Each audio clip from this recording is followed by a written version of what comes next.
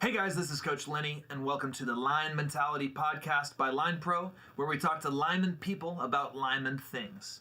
Today on the show, we have James Andrew, who went to Lake Ridge High School, played offensive line amongst many other positions, and then he went and played at Linfield College, played Division III football, had a great time, and he told us all about that. And now he's a strength trainer and an offensive line coach for Lake Ridge High School. And so we talked about strength training stuff. We talked about his recruiting and his path to Linfield, his time at Linfield and playing football, battling through injuries. And then the second half of the podcast, lots of value, talking about strength training and whether or not you guys should be seeing a private strength trainer or if you should be staying with your high school, how to tell in those situations which you should do. We got a lot of cool opinions from him. Just on how to frame and plan your strength training as you go through your high school football careers and beyond. So enjoy the podcast. Make sure you guys share with your friends, and we will get right into it. James Andrew, welcome to the show, man. How's it going? Going good, man. Appreciate you coming on. Of course, man. So just to kind of recap here, you are currently a strength coach. Yes, sir. A line coach. You actually worked with the freshmen as well last year, too. Yep. What was your role with them? Working with the line? So I was kind of like our offensive line coach, and then I helped out with some like just assistant offensive like coordinating type stuff with the head freshman coach. So just cool. Kind of helping him out. Such a great way for somebody to get outside of just line coach experience, is working with the younger guys like that as a young coach. Oh, without a doubt. Fresh out of Linfield College, graduated 2 years ago? So yeah.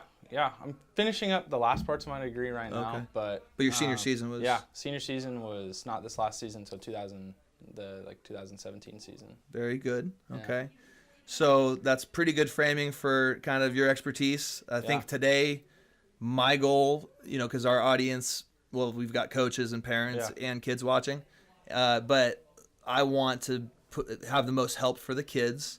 And then obviously the parents when it comes to helping their kids, Totally. And strength is something that, for one, we haven't talked a lot about in the show. But for two, it's something that I'm noticing as I work with kids. It's a major pain point because people don't know what to do.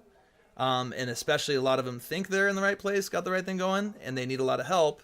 And there's a wide array of options. There's a wide array of what guys do. So I think my goal is to cover that the most, but also to talk about all things linemen and just kind of go for it. So totally. I'd like for you to talk about maybe take 5 minutes and start in 6th or 7th grade and talk about more of a timeline, because I know you played some different positions. You had a really unique experience. Yeah. So talk about how you got to where you are today. Yeah, so I guess we can start. Yeah, man. So I pretty much played every position on the field except for quarterback at one point or another.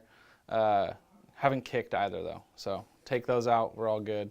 But 6th grade, I was a tight end, like outside linebacker, defensive lineman, like receiver hybrid guy, just trying to find his role on the team. Just doing whatever the coaches asked. Really, I mean, that's what it comes down to for me is like I've always just done or tried to do at least whatever I've been told to do by the coaches, because that's just like kind of how I was raised. Like that's what my dad always taught me to do with football, is just play wherever you're told to play and you'll have a chance to be on the field more if you're willing to listen. So 6th grade just kind of played a little bit everywhere. What kind of size were you? Oh, I was tiny. So in 7th grade I was maybe 100 pounds, maybe like, I don't even really remember. I was small. I was very small. I was undersized for sure. But I was willing to stick my nose in there, kind of get nasty. I definitely like to hit still, and football was always fun for me. So it was more of like trying to find where I could play for my size and be effective. So like first year it was really outside linebacker, at least in 6th grade. It was like kind of where I fit the mold. In 7th grade I got a little bit bigger, started getting a little bit taller, a little thicker, and got to be able to move on to the D-line, and then played some tight end still too, just because I wasn't quite big enough, didn't really understand how to block well enough yet. But I could catch actually. I could run a little bit of routes here and there, not a all-star by any means, but could do what you needed to do, and started to kind of pick up that like interior position. Still played a little bit of linebacker, still played some other random positions, like, going down into the line and like goal line stuff, just because I was a little bit bigger then, and just kind of still trying to just find my role on the team. But just, again, doing whatever I was asked to do was kind of the key there. 8th grade, that was really, I think, where I started to find like D-line as the home. That was kind of like, I stopped playing a little bit more offense. I mean, I did when they needed to, just because I understood how to play the position. I was actually fortunate enough to play with the same coach through my youth experience from 6th, 7th, and 8th grade, so I kind of understood what he wanted us to do. So I would play tight end, but my main position was definitely D-end, and I really started to like find my own in that position and really like had a lot of fun with it, because I started to really figure out how to move my body. And I was actually getting a lot bigger, a little bit taller again, a little bit stronger, and so that really helped there. And then going from there, I actually didn't get to play football my freshman year of high school. So I had an unfortunate experience in the weight room where I ended up injuring my back pretty bad. Slipped a few discs in my low back from improper technique and not really being taught the right way to do things, because all I wanted to do was just figure out what I needed to do to get bigger and get stronger to be able to play. And then with that, unfortunately, I came just kind of a neglect for the more important things, like how to lift and how to be safe when you lift and how to like go through a workout with maturity. So I was probably just a little bit too young in terms of like really like starting to throw around like back squats and stuff like that, but definitely like ready to work out. I wasn't ready for what I was being asked to do. Sure. Probably. And so that kind of accumulated over time. And I played baseball at the time too. I played a lot of different sports. I played football, basketball, baseball, track. Try to do a lot of different things. And so it was in baseball where I actually ended up really finishing off the back injury. I was taking lots of cuts and getting some T work in, and I was just noticing like I just was feeling just awful. And I go into the short toss cage. I'm not the world's best baseball player, but I missed like 30 swings in a row, and I was just like, what is going on? And I just was feeling pain all up and down my legs, like my back, the whole thing. And then I was like, okay, I'll just take a few more. And I connected on this one long toss hit, and then I just dropped. I just went right to the ground, and I was like, that doesn't feel right. So we had to go to the doctor, and they ended up taking some MRIs and looking at the back, and I inevitably had slipped those discs, and that was no fun. So they said pretty much I was a super high risk for injuring my back even worse, or potentially rupturing a disc, because they were already kind of protruding. And so then freshman year football was out of the question. Yeah. There's kind of no go on that, but I was able to rehab and try and get better. It was not an easy process when you wake up and you just ache and pain and can't really walk very well or can't really do everything, but I started to get better. I was able to play basketball, able to play baseball my freshman year, which was fun, but still missed football. Yeah. And I still did everything for the football team that freshman year. Like I was kind of like an equipment manager. I just wanted to be around the team just because I loved the sport, really. And so then I come back sophomore year, and I had grown, 3 or 4 inches, and I was about 6'2", 6'3", and I was probably around 200 pounds, and I had gotten a lot bigger, started working on footwork and finding a coach, Michael Cole, who actually really started to believe in me as you can play football, and the line is something that you actually might be able to do and do well, not just be one of those guys who's like, oh, well, you're on athletics, so you go play line. It was like, you could actually do this and be pretty good at it. And he really started to believe in me and take me under his wing, and we'd do workouts from that spring my freshman year when I was really allowed to clear to work out again. He took me and just kind of started easing me back into it, making it so I could do things, get stronger, get better, get bigger. And so that whole year going into my sophomore year I didn't end up actually playing offensive line. I just kind of started learning how to do it and being around the game from an offensive line mind, but I still played D-line. That kind of really became the position that I focused on, because that's what I'd been playing before, and so I just didn't really want to go all over the place or try something totally different, just because that's the position I really liked. So I stayed with that, and the coaches didn't really want me to try anything else out either, just because it was a good fit for me. I was tall, I was long, I was a good frame for the D-line.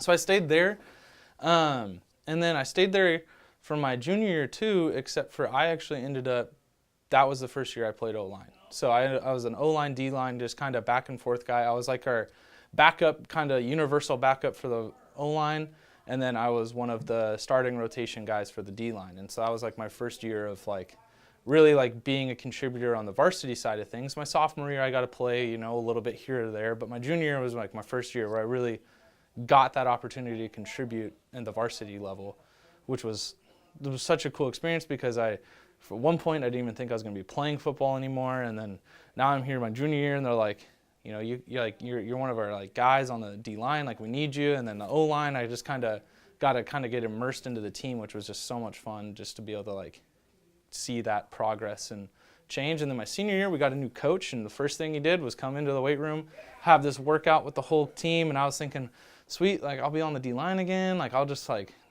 stay at this position. And I was still kind of recovering from a few injuries because I've been injury prone my whole career, but I was like, we'll just stay at D line and just keep it easy. And the first thing he does, he comes over, he introduces himself to me, and he says, "You're gonna be my new starting right tackle." And I was like, "Oh, okay, whatever you." And in that moment, I was like, "What? All right." And I was like, "Yes, sir." But to him, I was just, "Yes, sir. Whatever you need.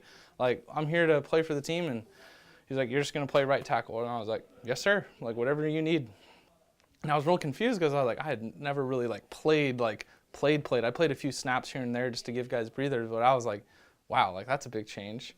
And so I was like, okay, and I just had to get as big as I can. So that year, I mean, I'd always been in the weights, but then that senior year, I just immersed myself into the weight room. I lived in there.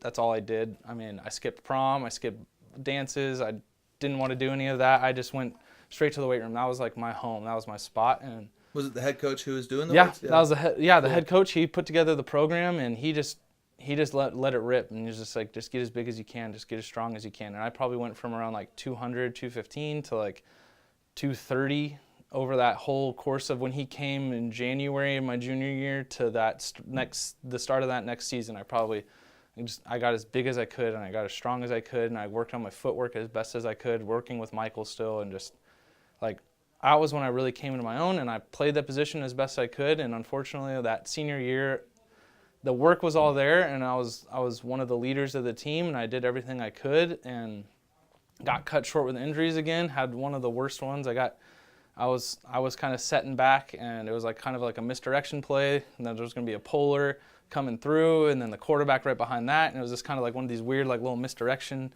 plays, and then a guy seeped through, the polar took him, and he just took him down the line. Chase was a great blocker. I mean, he was one of our best dudes, and he just whipped him into me, and I just rolled over. I tore my MCL, broke my hand, re-sprained my ankle. I was playing on a severely sprained ankle. Probably shouldn't have been playing, but oh well, if you're watching Kyla, yeah, you're right. You won. She was the PT at the time. So don't do it. Yeah, she definitely did not want me to play. But I did that's a dynamic people don't talk a lot about, because you would think it's just like the trainer makes the call. Right. Some trainers will push you to play, some trainers will push you not to play, but as a lineman you always want to play. Oh yeah, I hated not playing. It was the worst. And you not played a lot, so I want to hear about that later on. But yeah, definitely. But so how did you go from that moment to being at Linfield, like from playing high school to college? So really, honestly, after that injury, I kind of stopped thinking about football. I mean, I was really it made me really sad because I had loved football and I had worked so hard for something, and so I didn't know what I was going to do because my whole plan was play that season, get all league like I was supposed to, and maybe play in the Schwab Bowl or something like that, and just keep up because I was having a really good season, and then none of it, and it was all gone, and so I just didn't know what to do. I mean, I had to get surgery for the hand. We had to go see an I don't know what they're called, but the hand therapy people, they're a little bit different than physical therapy. And then we had to see physical therapy for my ankle, my knee, my whole left leg really was just all out of whack. And so then I didn't really know what I was doing because at one point I couldn't run, I could barely walk. So it was just kind of like this whole process. And then I started getting better around like basketball season and just getting back into the weight room. And I started to really just think about it, like, could I play football if someone asked me to? And I was like, well, I mean, if I can't lift, I probably can't play.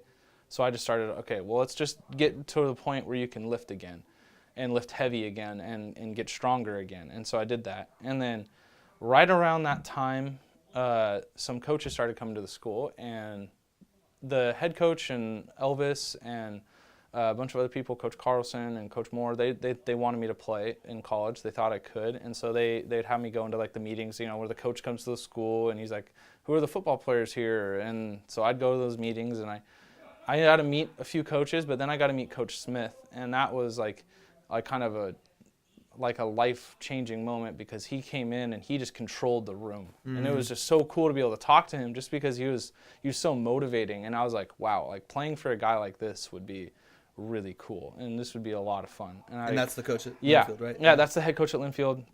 And so I got to meet him and talk to him, and he was just, it was just like, wow. I was like, I'm ready to play football again. Like, I want to play, like, if I'm not playing football again, like, I want to find a way to play football again. Just like after that conversation, and it was so motivating. And so I just kept working, and then I got invited to go to my first official visit with them. I got to, and then stay the night and do the whole deal where you're the recruit, and really just fell in love with the school. And I'd been looking at, a couple other schools had also been looking at me, like most of that conference, the Northwest Conference, which is the Division III, like local, Washington and Oregon and all that. And that was like really cool to go through that experience. But it was, Coach Smith really like made it where I was like, wow, I want to be at this place. And so I ended up in May, I ended up getting my grades in order, because I'd been struggling a little bit academically from missing some school, and getting everything in line, finishing up tests, having a few teachers really like help me get on the line so I could be ready to go to college too and succeed at college, not just be able to play football too. Because that's the main reason at the end where I ended up choosing Linfield, was because I believe in Coach Smith a lot, and I thought that'd be a great place to play. But then also, like, on the other hand, I was just like, wow, like this school is going to be able to help me get to places where I want to be after football's done. And so got to be able to choose Linfield, and just such an exciting experience, like being able to go there. I mean, they're one of the best schools, if not the best school in the Northwest in terms of wins, and then one of the best in Division III history.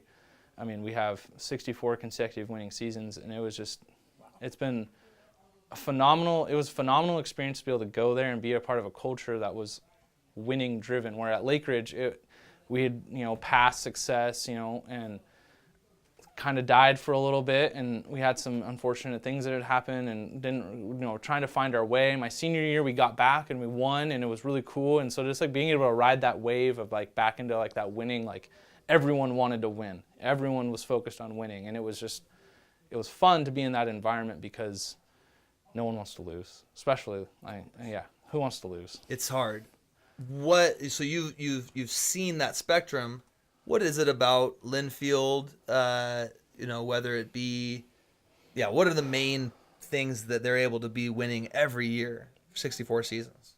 Honestly, I think it really stems all the way back to Coach Durham and Coach Rutschman, who took over the program in the 60s and 70s. And they started a really focused culture that was built on the pillars of Linfield College, which is commitment, team, excellence, and attitude. And so being able to have a consistent message, I think, was super important. Like, that is our mission, is to be a good member of a team, commitment to excellence, have a fantastic attitude, and find a role on your team, and just be committed to something, bigger than yourself. I think was really the reasons why we were so successful at Linfield, and why that team and that is going to be so much more successful going down the line, because they're committed to those things. It's a way of life. And it was really I resonated with all those attributes, because I think that's just something that I've tried to be with myself, is committed to something and look outwards versus always looking inwards, and just those things, and being committed to trying to do everything to the best of your ability. It's not about perfection necessarily, but doing your physical best every single day. Are you better today than you were yesterday, is the biggest message from Linfield that I've learned, and always trying to ask myself every day, did I do a better job today than I did the day before, and going on down the line, always focusing on trying to beat what I did yesterday and be better today. And so I think that's why Linfield has been so successful, is they're really committed to that mission. And honestly, if you're not on board with it, you're going to have a real hard time with being successful, because that's what we live for, is being committed to those things. I love it. Yeah, I mean, it starts with coaches, it starts with the culture of the program, but when you can get the players to buy in like that, and you have the leaders, it disallows the detractors to really have a voice, to have Without a a doubt. place to talk. So that's so cool. And I've always seen that with them. And I mean, their national championship runs throughout the last 30, 40 years. Yeah. It's been really one of the more amazing programs in all of football. I mean, you probably have very few teams in any level that have that kind of tradition. So it's so cool to have that here in our backyard. And a lot of people don't know about it, Yeah. And that's the thing I about didn't know Division III about football. I want to know more about that too. I mean, we'll probably have to do a second visit Yeah. to cover more topics related to that. But just to finish with your career, you got to play some football, and you're a late comer to O-line. Oh, yeah. So you got to play some O-line for Linfield. Talk about what size you were, and then just real Yeah. quickly what happened each year Yeah, on so- a quick level. Senior year of high school, 230-ish. Freshman year at Linfield, I was having a real hard time with like learning how to gain weight, and so I got up to probably around 240. I was really undersized, but I was like 6'5". I was strong-ish, not the strongest guy. Definitely a lot to do with the injuries, but don't want to make excuses. I mean, it was a new experience, and getting ready for college football, I worked really, really hard, but I probably didn't understand how to work the right way necessarily, because there is definitely a difference between just working and working smart. And meaningful work isn't always hard, and hard work isn't always meaningful is like kind of one of the big things that like I needed to understand. So going forward, my freshman year, I was a scout team player. I busted my butt, tried to make the other guys better, because I think that's like a big part about the Linfield program is why like we're able to produce so many guys, because the new guys and the freshmen, they go against guys who are all Americans. In my first year, I went against Alex Hoff, who is just one of the best football players I've probably ever seen. Just absolutely phenomenal football player, just so good at D-line. But he was able to teach me a lot about how to like be tough, and like he's gonna talk shit, and he's gonna get in your head, but like he doesn't mean it in a personal way, and just like trying to figure out like how to be in the right attitude and the right mind space to carry yourself as a college football player and go against someone who is that good and really like develop you. Like that's like how that system kind of works. And so going into my sophomore year, I was able to get up to like 260, start to try and figure out a little bit more, working a little bit smarter. I worked as hard as I could my freshman to my sophomore year, and going to all the workouts I think was one of the biggest things, was just being committed like to the plan. Like you have a workout that you're supposed to be there 4 days a week, Monday, Tuesday, and then Thursday, Friday.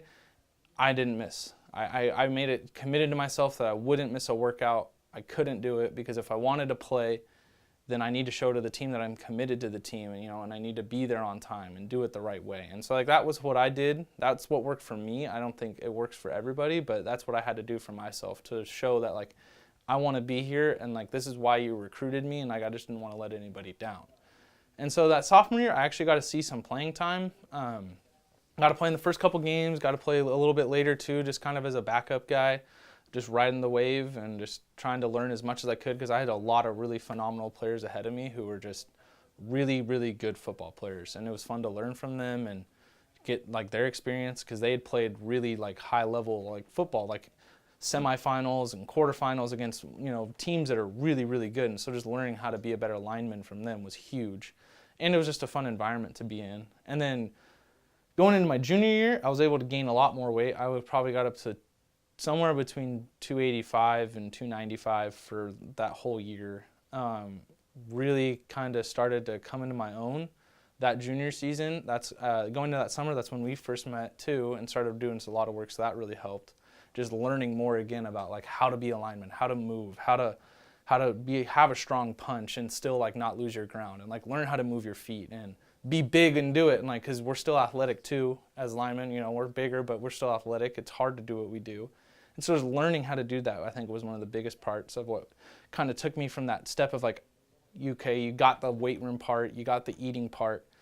Now let's like get that, like you really need to figure out like how do you be a lineman too, like because it's not all just lineman, tech work, and it's not all just food, and it's not all just weights, like it's all three of those things. Like how can you like merge them? And so at that junior year, that was like I hit that point where I merged all three. I got the food, got the weights, got the technique work, and I really started to just grow as a player. And I wish that season could have gone a little bit better for me, just because that right in that camp, right at the end of it, going into the first game, I got the word that I was going to be able to start, and I was going to be able to, huge goal of mine was to be able to start. And I was really excited for it, and it was a huge opportunity. But right at the end of that camp, I ended up kind of tearing my patella tendon, and that was no fun at all. It was kind of accumulating things just over that like whole training cycle, that whole camp, just taking some wear and tear. Might have worked a little too hard, and that's something that I got to be honest about. There is such a thing as working too hard, and then so I ended up missing that junior year, which was really unfortunate, and then had to get surgery on that knee, which had kind of been always the bad one. That was the one I hurt when I was a senior in high school, when I was in 7th grade, when I was in 8th grade. Like I always kind of hurt that left one, and then finally went, tore the patella, and then had to get surgery, came back for that senior season, got in the best shape of my life probably. I was the fastest I've ever been, the quickest I've ever been, jumping the highest I've ever jumped, as strong as I'd ever been in the weight room. How much were you weighing? I remember you. I dropped about, and I stayed right at 280, but I was like more muscle than I'd ever had. I really started training with E-Force actually when I interned for them, and that was a huge help, but I had never been that strong. Ran the best 5.10.5 I'd ever done at the first camp my senior year, best 20-yard, best vert, best everything. It was a great camp. So they test that at the beginning of each season? Right first day really is like the testing stuff, and it was the best I'd ever done. I was really happy. Then right first day of camp, I kind of start to re-injure the knee again, and went kind of right down that hill. Ended up not needing to get surgery, but I wasn't able to play that senior season. Had to kind of step away. I was kind of in a bad place like mentally after that, and had to step away from the team just for like my personal reasons, which I kind of regret, not staying around the team more in terms of like just like helping out and like doing that stuff. But I was in a really like stressed place because I'd really worked as hard as I could to get there, and it just kind of came crashing down again. But I mean, it was what needed to happen at that time, just because like there was a lot that kind of I pressured myself with that didn't really work out the best way. But it's I don't regret really anything like too much to the point where it's like, oh, like that just like eats at me and like I need to like change it. But it's like it was my process, and it was what got me to where I am today, and I've learned more than I've ever learned. I mean, Coach Heyer was the line coach at Linfield, and he was probably the best offensive line coach I've ever been under, and I was able to just learn so much about the game of football, and I thank him for that so much, just because he taught me so much, not only about that, but like how to be a good man and like how to be a good person. And like I really like, so like that, those experiences that I got, like I can't take that back. Like those are so phenomenal, and I was just so grateful for that opportunity. Well, it's so tough when you are, facing the end of your football career in a way that you didn't picture. After all those hours, all that effort, all that eating, all that lifting, all that work, and you're so hopeful because you've put yourself in a great position, right? And it's all you've wanted. You've been to the games, you've played in the games. All you want to do is have that glorious starting year and travel with the team and have success for a winning team. Yeah. And it gets taken away from you really quickly. And there's possibly a lot of guys out there who are either facing that or will be facing that sometime. Seriously. So, you said you went through a tough time. I can only imagine. I think it's important to talk about those kind of things, of course. Without a doubt. So, if you were if I was sitting in front of you right now and I'm you at that point, I just made that decision, or I'm right about to, or I just did, what do you say to that guy? Man, that's a really tough question. I think I tell that guy to just look for the positives in what you just experienced, and realize like you got to do something that maybe 5% of all football players get to do, which is play at the next level.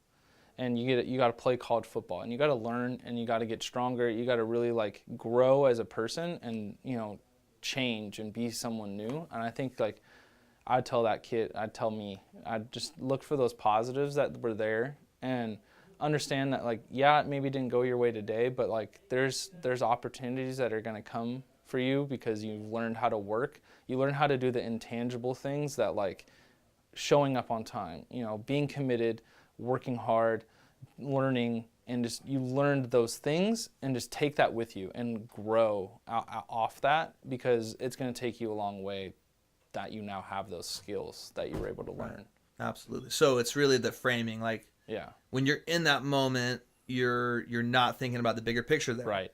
But like even just this opportunity, but you as a person, I mean, you've got, 40 something years of like strength training in front of you as far as helping kids, you know what I mean? And And all of those experiences are going to go into that, right? Yeah. And what Oh, did you without a study, doubt. by the way? So I studied physical activity and fitness studies was like my official degree title, but I've applied that towards strength and conditioning, and that's like really where I find my home, and like helping kids reach that same point that I was able to get to. Like getting to college was such a big achievement for me, and I was really happy about it. And so getting kids to feel that same success and then more, and then staying injury free and like learning how to train properly, because I think that's one of the biggest things that like I probably didn't do the right way. Was I just wanted to work as hard as I could and do everything possible. So I'd work out twice a day, and I did that a lot, and I probably shouldn't have, but it's what I needed to do to feel like I was working hard enough. So like learning now, I think like just trying to take myself a step back and like learn how to do it the right way, I think is like, if you can figure that out, of like, you don't need to necessarily work yourself into the ground, but like feel that you're finding a method and a plan that works for you in terms of like, okay, how many days a week should I be working out? Like find someone who knows these answers, because I didn't know them. Even though I was studying all these classes, like I still had that like part of me that was like that athlete mind, where it was like, well, if I take a day off today, someone else is working, and so now I'm going to be a step behind them.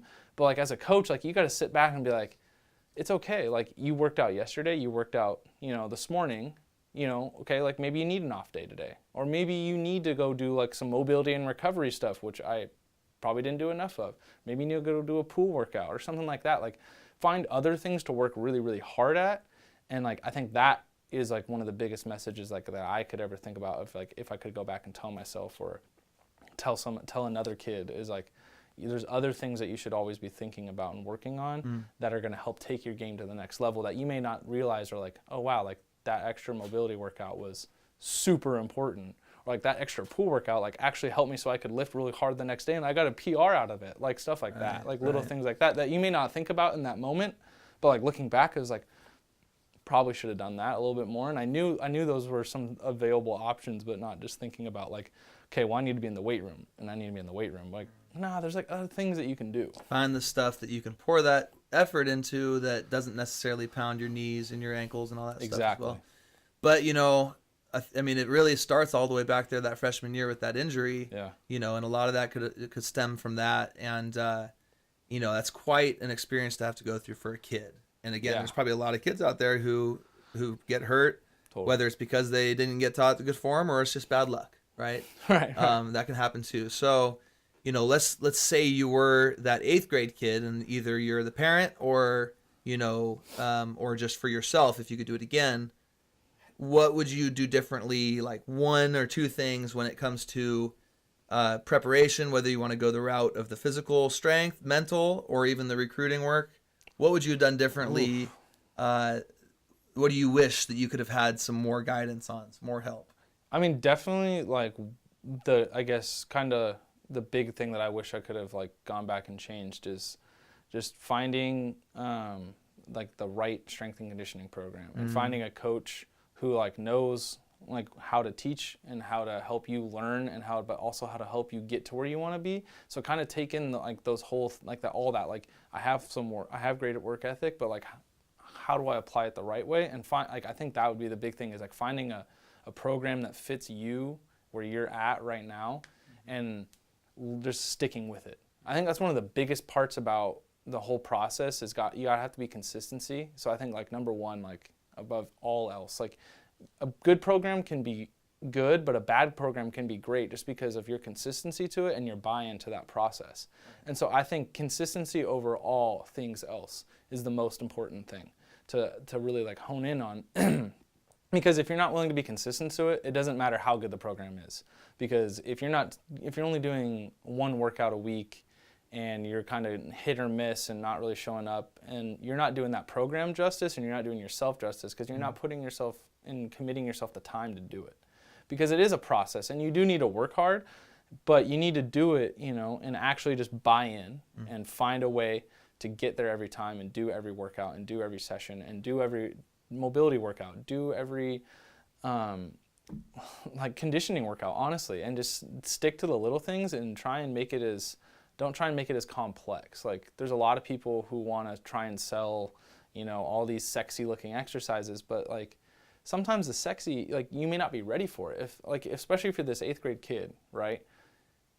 you need a squat, you need to do some sort of push, you need to do some sort of hinging movement, right? And you need to do those really, really well. You don't need to add on bands or chains or do all these crazy complexes. Like, you need to become a really functional mover at a foundational level and build up from there. The sexy work will come the stronger you get and the more committed you are to the process, because you're allowing yourself the opportunity to actually get stronger, because you need to build that good foundation. So I think that consistency to the process is like the biggest thing, is because you get that opportunity. You mentioned, that more important is, of what the program is that you're committed to being to a program. Right? Yeah, that's exactly. Step one. But you'd rather be committed to a good program than a bad program. 100%. So here's where I really want to dig in and apply the most value that I think you can bring. Yeah. I'm a freshman, right? I just walked into your office and I say, Coach Andrew, I am at this school down the street and I lift at the school, but I don't know if it's a good program. What are you going to ask me? Like, let's have that conversation. Shoot, yeah. Because the goal here is to help that same kid, because they're all out there, and parent. What is a good program? What are the elements? And obviously there's a lot of stuff, and people are gonna have different opinions, so we can't be afraid to, someone out there's gonna disagree in some way. Oh yeah. So, I'm looking for your opinion here, but in your experience, what are the shortcomings of a bad program, and what are the absolute necessaries to a program that I should be doing? Yeah, so I'll try and answer this as simply as possible to start, and then we can kind of attack all the points. I like it. So I believe in a long-term athlete development model, plain and simple. And what that entails is a complex, comprehensive evaluation of where the athlete is at on day 0. So you, Alex Linencole, you come in, we look at your functional movement. Like, what's your mobility like? What are you like side to side? Stuff like that.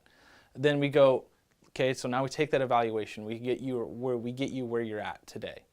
What are the exercises that meet you where you're at? So I want to meet you at your level, right? So you give me certain exercise performance, like maybe you do 50 pounds on your goblet squat for 5 reps. Great. We're going to stick with the goblet squat. I don't want to make it too complex. I want to develop you as best as you can be to be the best goblet squatter before I move you on to something else. And then with that third piece, I think, so we got that comprehensive evaluation. I want to meet you where you're at, I think, is like the second most important thing, because the program's got to be specific to you and where you're at today. And then that third thing, what are your goals? Like, when's your next season start? How much time do we have to get you ready for that season? A month, 2 months, a year, 2 years? Because you got to think, on long-term athlete development model, it's not just about getting ready for your freshman season. What about your senior season? What about college, right? So I gotta take these 3 things and this is just my opinion again, is a comprehensive evaluation, meet you where you're at, and find out what your goals are and what your plan is. And that's how I really evaluate programs, and that's how I write my own programs at eForce and at Lake Ridge, where I still coach as a strength coach. Like, that's what I look at and what I want to do, because I think that gives the athlete the best opportunity to be successful, because we're taking their interests, we're taking where they're at, and we're looking at what we need to improve, and we just go from there. I like it. So that is the approach, right? That's the why, which is very important, right? Instead of just throwing a kid at some weights and saying, do those, that's what happened to you. That's, you were Exactly. trying to do too much too early. There was no long-term approach. They weren't considering your senior season. They said, this kid wants to get stronger. We need him stronger. Let's get him going. And you blew your back out. Yeah. But when it comes to the practicality, so I'm talking about sets and reps, variation, frequency. I'll probably start there. So sets and reps, variation, and frequency. Because I know for a fact there's kids that I train who walk in their weight room and they've got 3 lifts written on the board, sets and reps, and it's just the same every Tuesday, the same every Wednesday, the same. You know what I mean? And then also talking to some kids, I say, hey, what's your best set on the squat? And he says, I don't know. I just do what's on the bar. I didn't count it. So tracking, changing percentages. Right. like in general terms, not getting too specific. Right. I'm a kid. I've got to audit what I'm doing, and if it's not good, I got to go find help. How do I know it's not good? Totally. And honestly, I think if you're a kid, it's going to be really, really hard because I have years of not only my own personal training experience and my own educational like learning, and then my application process of like internships and coaching and all that, where I've been able to dive it all in. A kid has like maybe a fraction of my own training experience. So like, how can I expect them to know like where to go? And so I would think if I'm a kid and I'm looking into it, if I'm not seeing progress and results like on a month-to-month basis, I'd start to see some red flags. Okay, so track results would be a great place to start. Great word choice. Yeah, track results. Like if you have a coach, and I don't want to bash any coaches, but if your coach isn't recording what you're doing day to day or week to week and month to month, and he's not able to open up a book and answer this question in 10 seconds. Well, okay. Well, all right, so last week you hit that, and you hit that, and let's say it was a set of 5 at 100, and then you said another set of 5 at 105. Okay, so you gotten a little bit stronger. Then you hit another set of 5 at 110. Cool. Like, he's able to provide you, like, this is what you're doing. But now if you have another coach who's just, open up the door, go work, kids, throw on the bar. I think that those kind of two different scenarios, like I'm not able to track one of these. I'm able to show the kid that I've been tracking him. I'm caring about him. And that's what I try and do is I try and track my kids and what are you doing every workout? So we know, okay, well, last week he did 25 for 5. He's at 20 and he looks like he might die. So one, knowing like where your kid is at, like is he having a bad day? Is he having a bad week? Like what's going on? Like try and spark conversation too. Like you got to know like where the kids are at like day to day. And I think like talking to people, because then maybe we need to pull back on this day. Or maybe he comes in and he's like, man, like I just had the best day ever. I aced my test.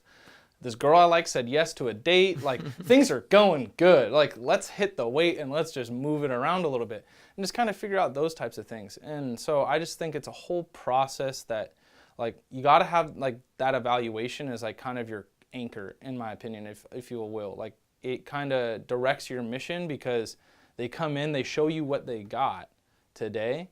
Now we have like the meeting where they're at piece. That's the part that's the piece of the puzzle that kind of grows. So I have my evaluation. They come in, they have phase 1 of their training, and the exercises are going to meet where they're at. And now we get to phase 2. They grew. Let's say we got better, and we had a great phase of training. So we had our 3 weeks. We had a deload week. Then we got into the second phase of training. That's where I think like you gotta meet them where they're at now. So now I need to up the percentages a little bit. Like we need to get a little bit more intense in the weight. Maybe you need to make a couple exercises more difficult for you because you were like, man, those glute bridges were easy. Like I didn't really feel anything on that last week of them. They were hard like ish week 1, but like, okay, cool, let's change that exercise. Like let's meet you, let's up it a little bit, add a little bit of level of complexity. You showed me that you mastered it. Now we're on the next step. And that's all gonna be going again, back to that goal. Like what season are you getting ready for? What's your future looking like? Like, so we're all moving towards, we start with that anchor of the evaluation. Now we're just growing towards that final end goal and then trying to achieve it as best as we can. Right. I like that. So I'm hearing understand your starting point, recognize where you want to be, right? And then choose the right things based on where you are to get yourself there. Yeah. And that's huge. And it's so hard when you have a coach at the school who has 40 other football players in there at the same time, probably another set of 40. It's so easy for them to just say, you know what, I'm going to put 4 sets of 8 of this, 4 sets of 8 of that. And a lot of times these guys aren't trained. Now, there are very good high school strength coaches. You're an example of that, right? You are one. Yeah. So, there's in recruiting and football and training, you just can't generalize, right? Right. But it seems, at least in this area, to me, that it's very hard to find. Really, you want to talk about results? I see. I scan these linemen, and I see large groups of linemen who don't get the results. And it doesn't have to be. You can't put it on. What I'm trying to say is you can't put it on the coach himself because he's dealing with such a large group of people, right? Right.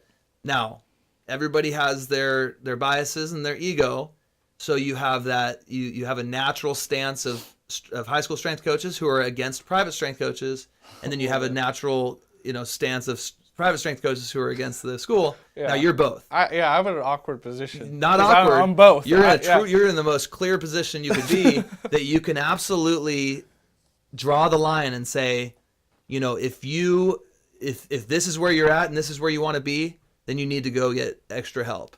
Right. If you know for a fact that you have a great high school strength coach, then you're in the right spot. Put in the effort to go to him, show him what you want, let him feel your want factor. Without a doubt. Let him see that, because he'll feed off it. But if you don't have that, if you're in a situation where, like my high school, I mean, we had strength training class, and that was a great experience for me, a really good coach. But outside of that, they weren't really opening up the weight room as much as you would think. Right. And I see that. I see these kids not having the options.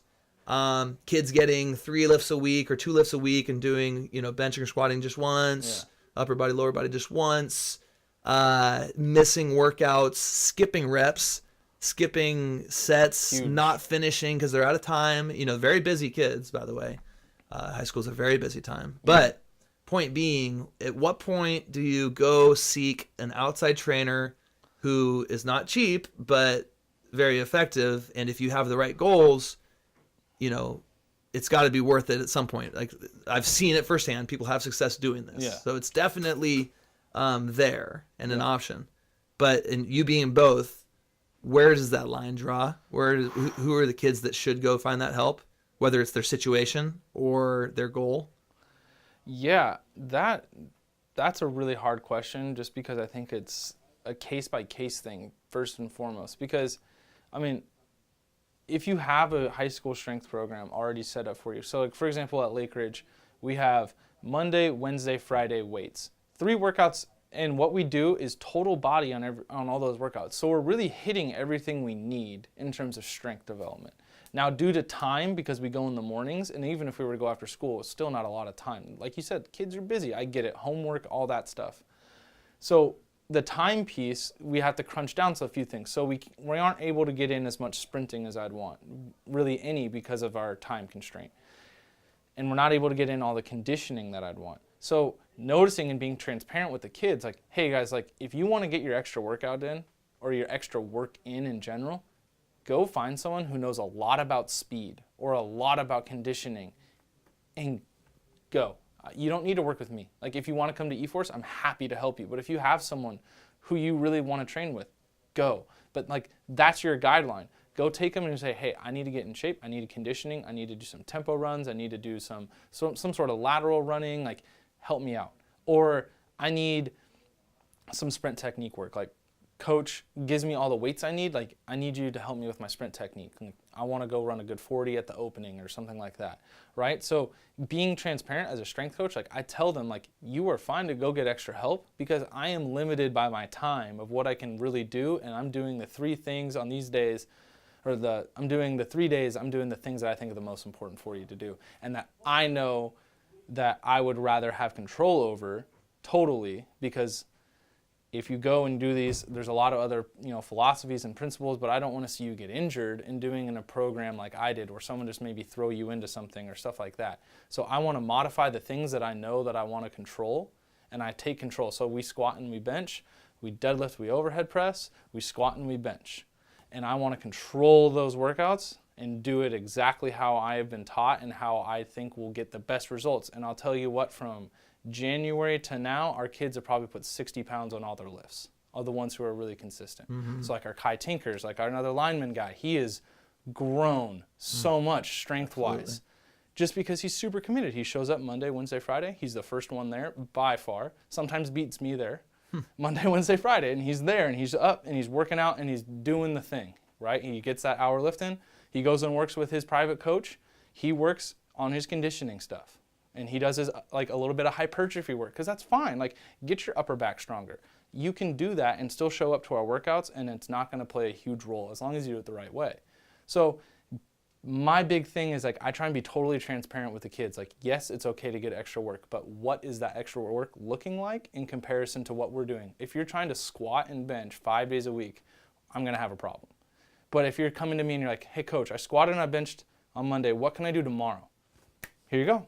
Nice. Like, let's go. Let's go do, like, you really want to do it? Yes, coach. Okay, let's run. Let's go get some conditioning in. Like, let's do a med ball circuit. Let's do a jump rope circuit. Let's start to build up your tendons a little bit. Do some low barrier stuff. Now they come on Wednesday. They get their lifting. Coach, what can I do tomorrow?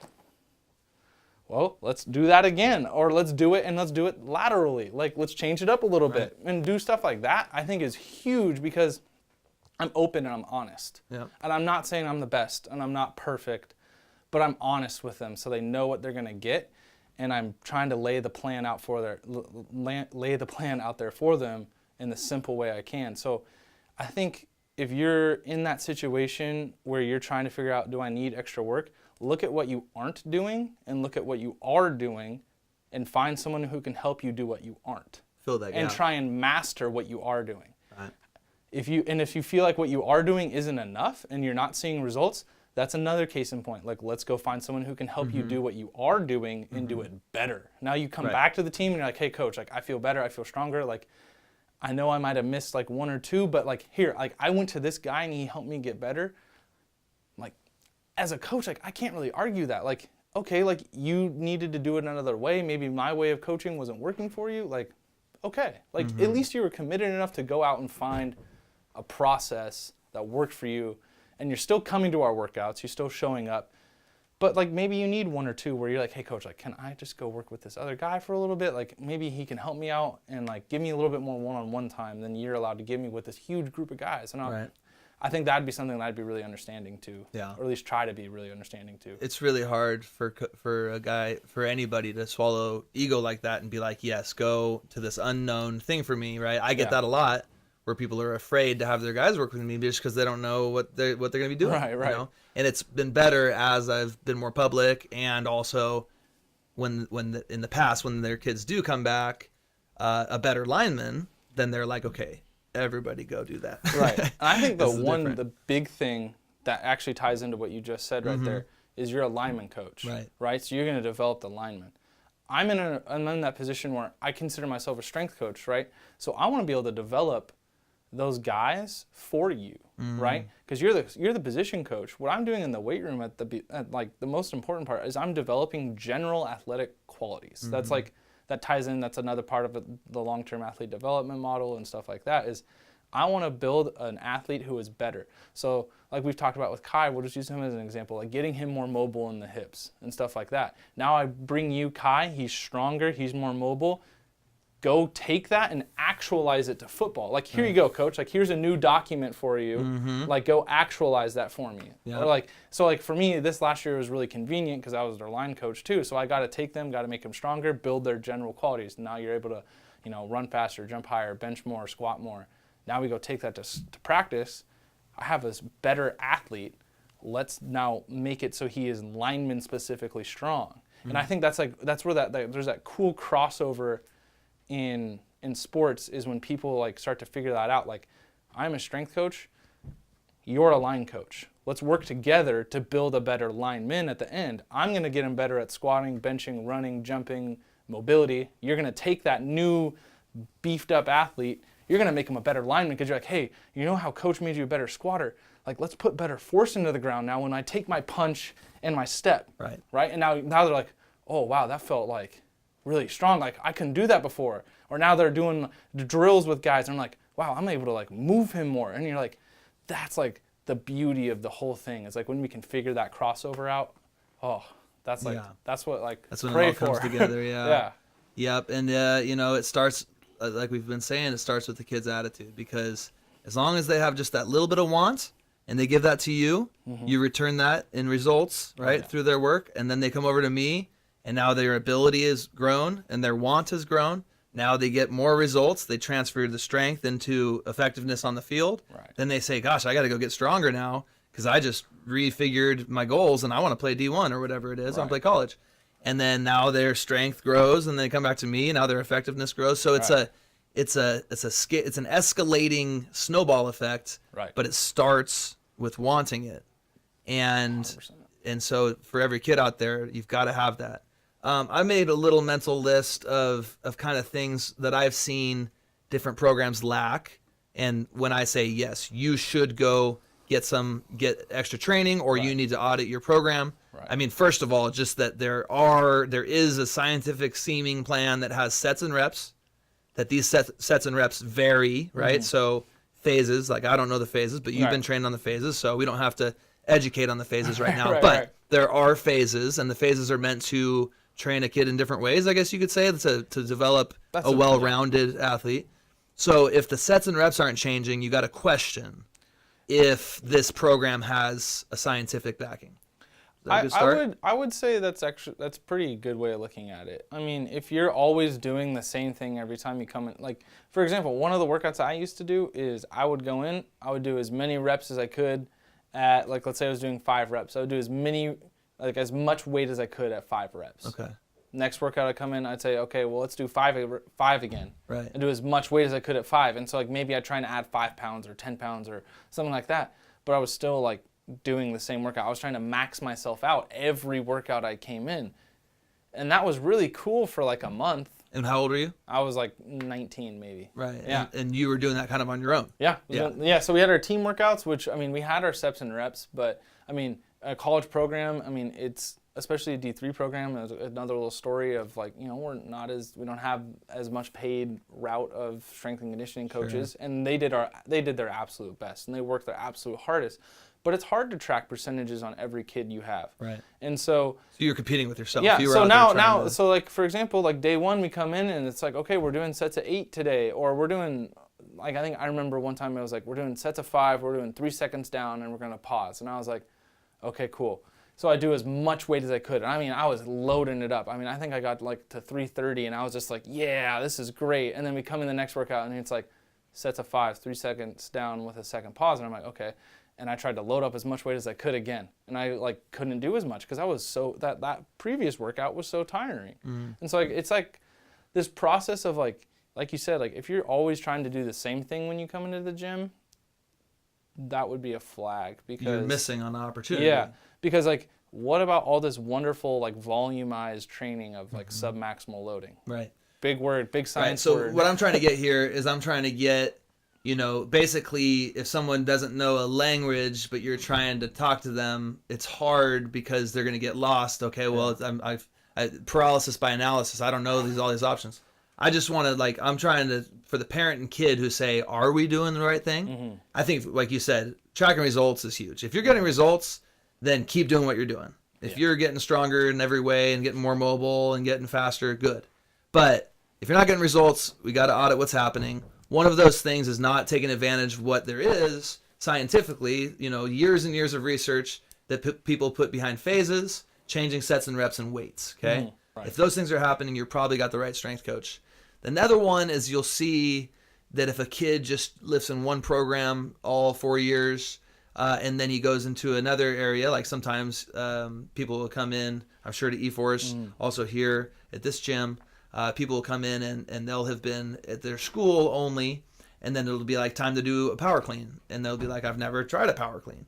And then it's like, you know, I'm sure that there's people who have opinions about power cleans and snatches and stuff, and kids shouldn't rush into it. Yep. But even if there's no weight on the bar, learning to do a power clean is a good thing for a football player to do if the kid wants to be playing college football, because you're going to be power cleaning in college. You know, power cleaning is not the example here. What I'm saying is make sure that there's a wide variety of movements and not just very few. So you want to look for variability of the numbers, but also variability of the exercises. I would say for the most part, you have a limited amount of time as a strength coach. So what I really try and do is I try and take in a category of exercises, right? So I have a huge library of exercises. I mean, you go through Instagram and everyone's doing something different, right? But try and bring in a library of exercises that you truly believe in as a coach. But they're rooted in athlete development.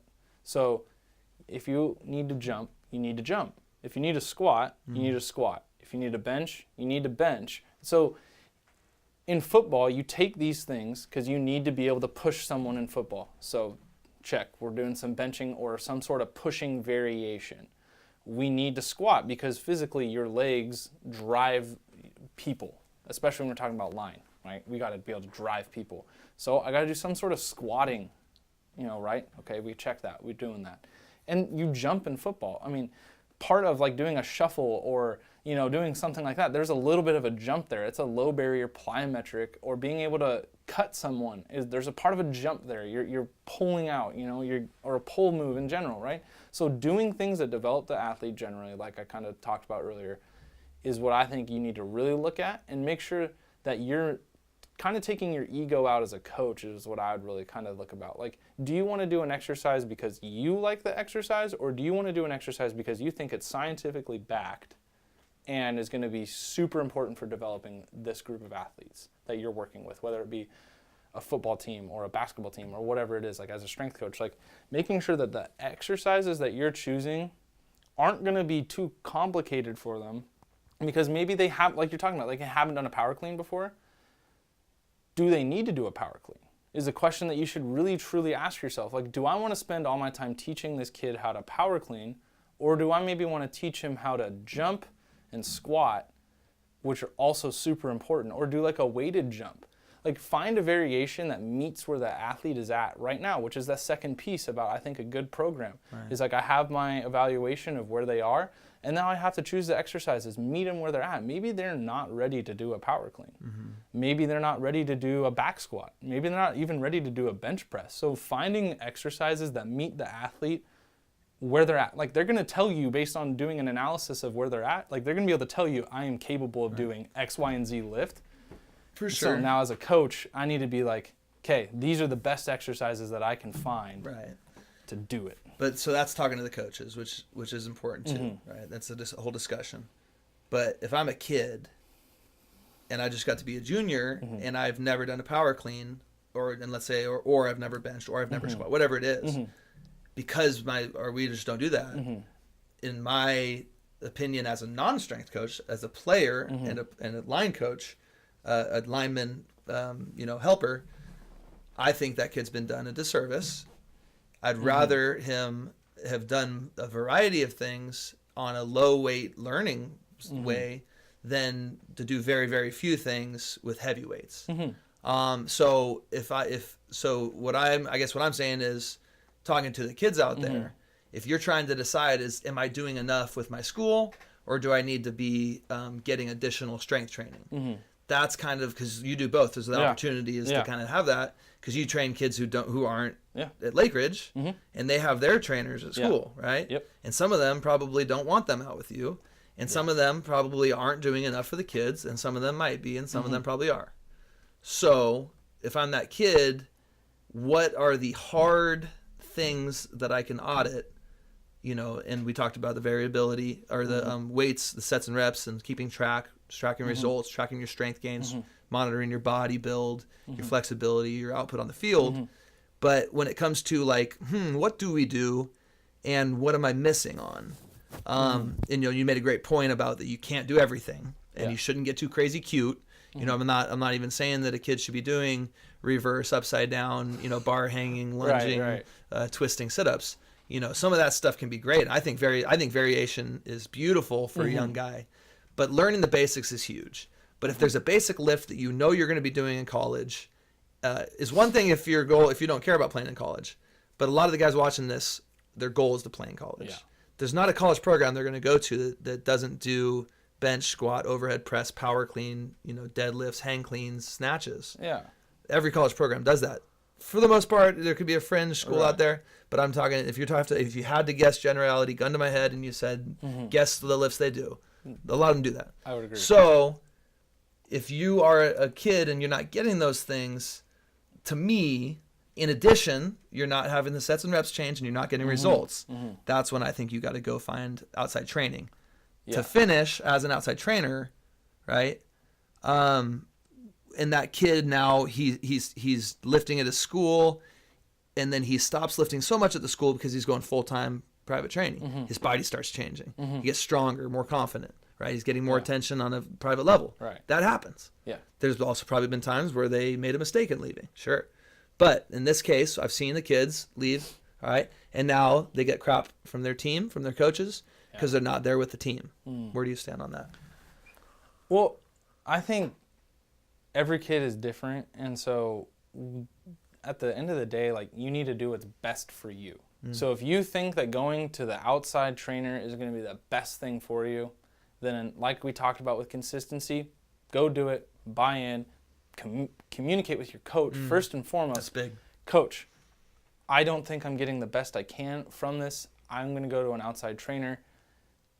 I know that you're trying to do your best for me, but I think that I need to do something for me.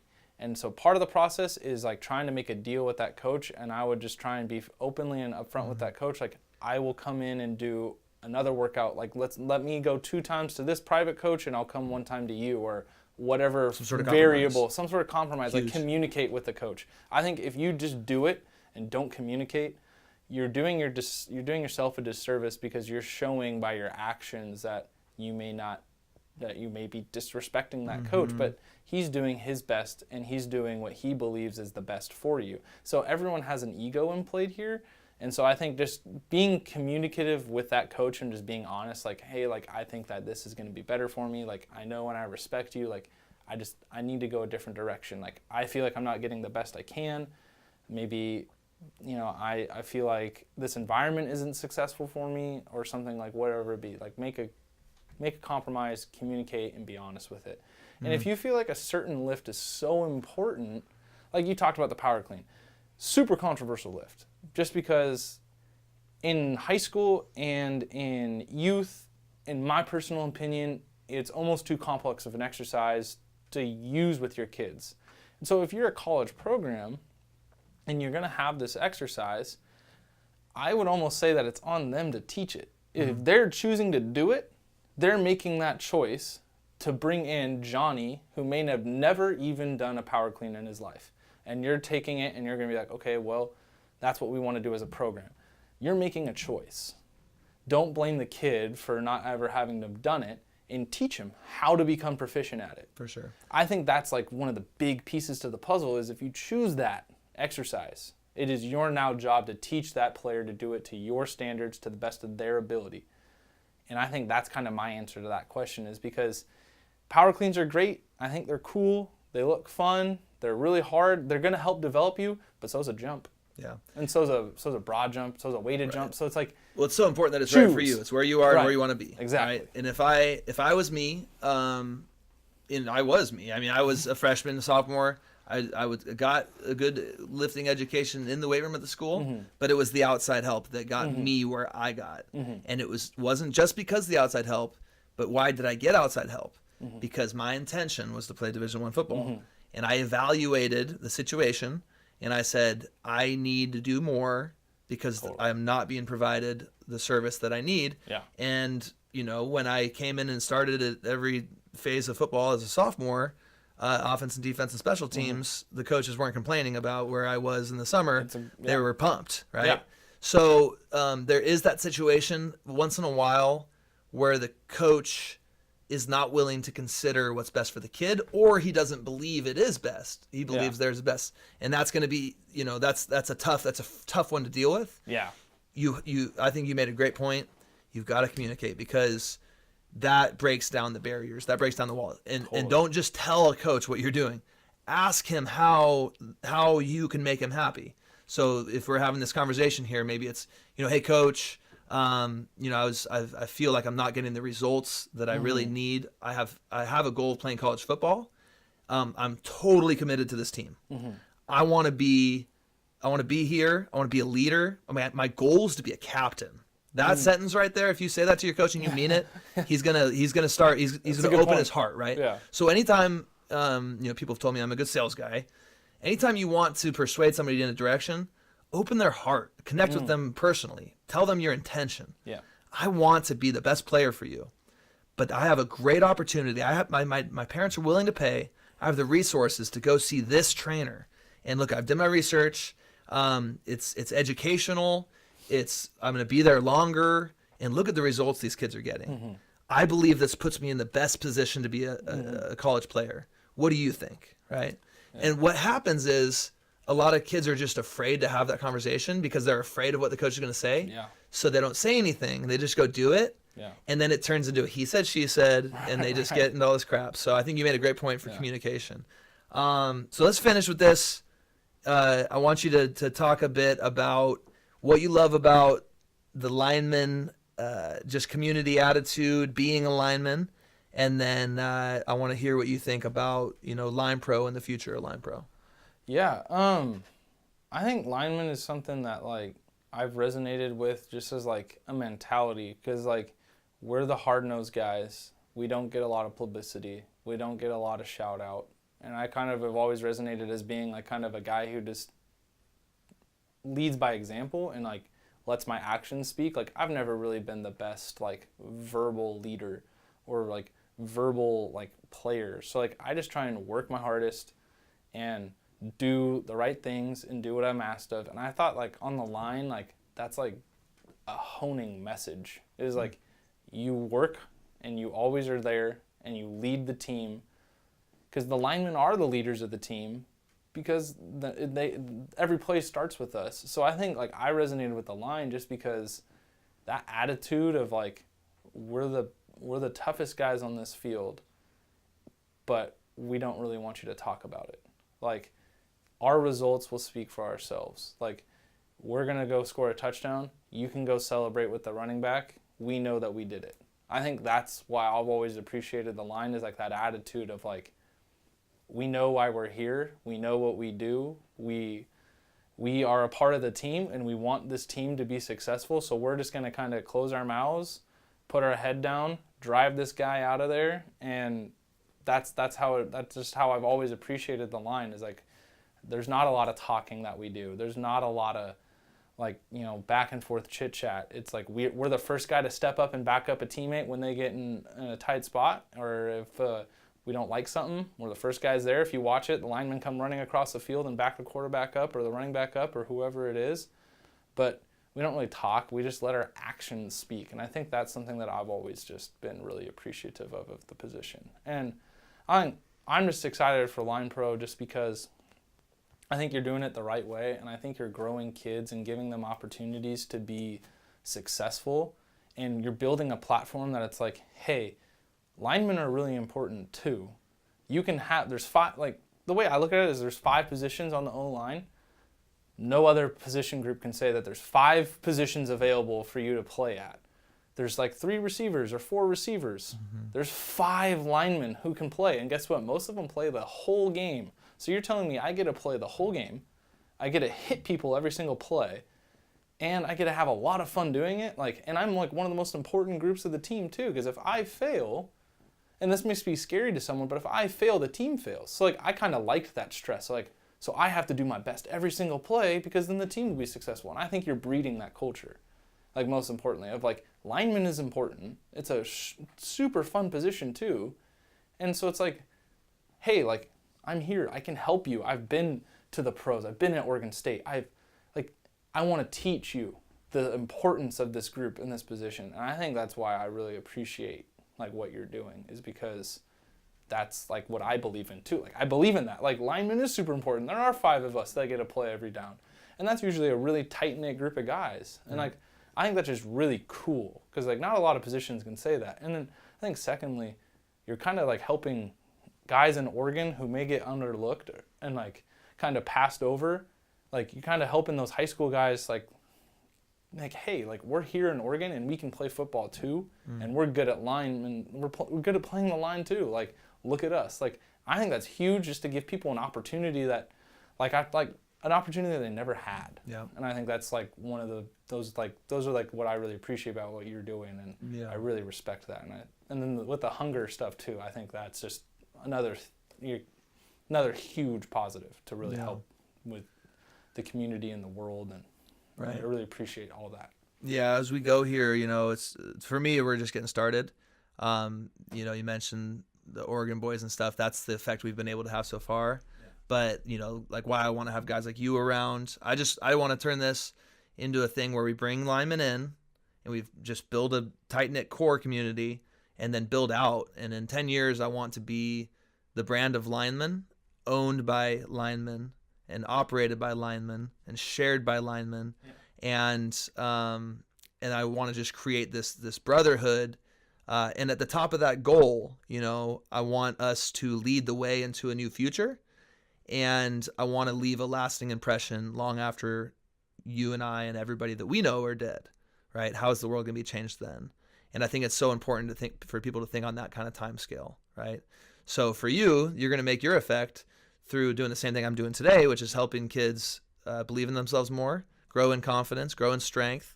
And I think you'll see in the next few years that the time from being like 26 to 31 is where you really make a personal growth and you figure out how to scale your effectiveness and help more and more kids, right? So keep that up, but keep learning because you've got a super long road, you know, but you're in a great place. So people can find you at eForce Performance, which you run the shop in Lake Oswego, is it? Yep. What's your official title? So I'm the head of the Lake Oswego facility for eForce Performance. Awesome. So you're there, and people could find you there, and they could probably go to a website to find that? Yeah, so eForceSports.com is the best website to go check out, and then we also have Instagram, eForce Performance. You can Cool. check that out too. And so if somebody's living in, you know, that southeast Portland, and they think that they need to go get some strength training, you guys can go see Coach James Andrew, and we'll see you guys next time on Line Pro Tips.